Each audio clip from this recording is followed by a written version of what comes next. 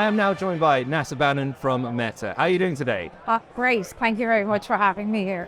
It's a busy one, so hopefully everyone can hear us over the noise. But, I mean, people have heard of Meta before, I expect, but specifically, what aspect of Meta are you here representing? I'm an industry manager for mobile games in Meta, Facebook Gaming in EMEA. And I've just come off stage and just speaking about the performance for levers. So how to optimize your advertising campaigns for user acquisition and growth for your games.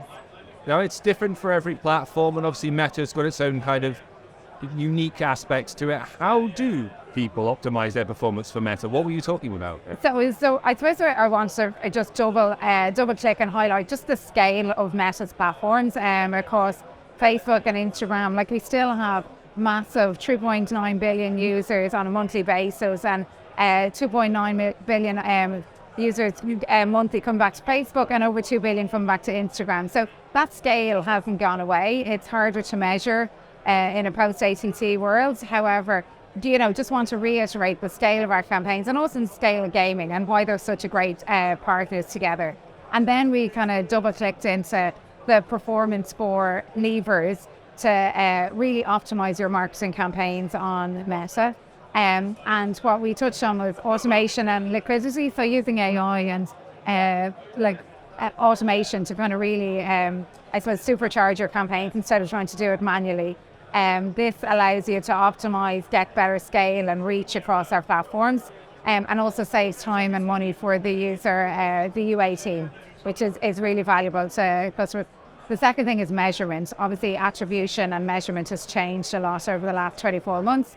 So where user level data was, you were able to see end-to-end data, that has pretty much disappeared for a lot of people. So we're now in a new world where we need to be looking at conversion lift tests or experimentation, and also MMM, so marketing mix modeling, to kind of really understand what the baseline for advertisers are, and then what is incremental when they spend money on platforms.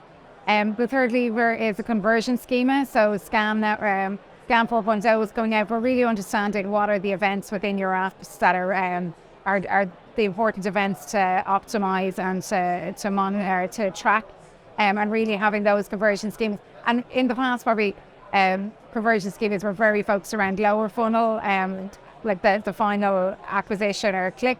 And we're trying to encourage developers and game developers to kind of move up the funnel a bit and to try and really understand the value of their customers, maybe just outside that last click window. And the fourth lever, which is a really important lever, is creative. Creative is the one thing that there's a lot of control. It's an ever changing piece. But what makes something thumb-stopping in your feed and to really make you just pay attention to a game can really good creative can really be a game changer for clients. So that was some of the areas that we focused on today. Well, in addition to talking to lots of ad network providers and everything as well, we talk to developers and your clients effectively who come to use you. And often their questions will kind of highlight things maybe that might seem obvious to yourselves, the platform holders, but maybe aren't to developers. Things like, when should they start thinking about their ad campaign? How much data should they be handing over to you, and how much should they expect back from you in exchange? Like, regarding data, do you keep a lot of the information back yourself and then just give them the specifics they need, or do you give them kind of all the data and just let them deal with it? Or I suppose on our platforms are very there's a lot of reporting, so a lot of advertisers,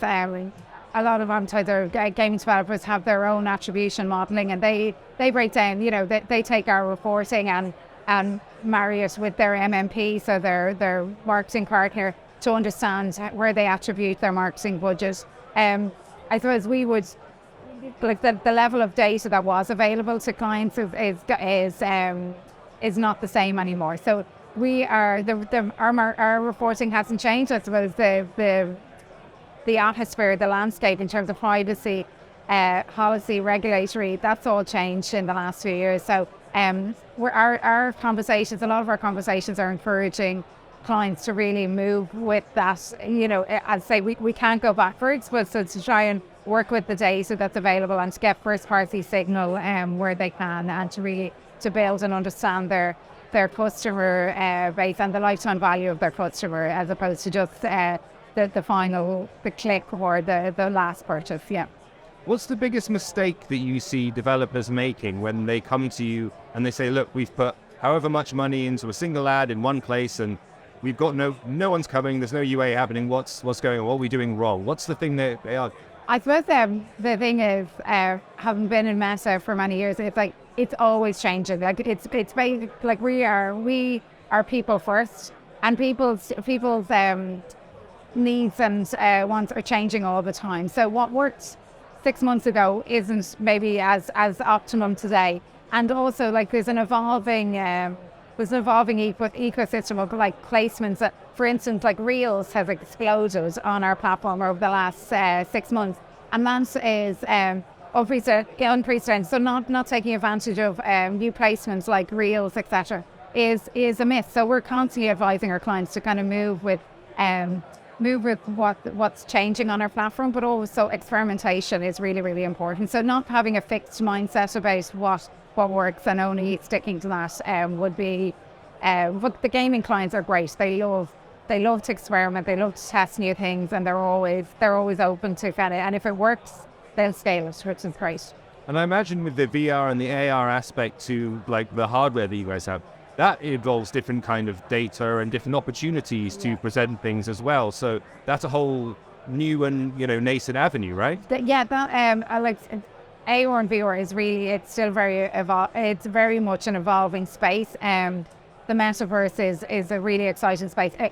I suppose from my role, it's not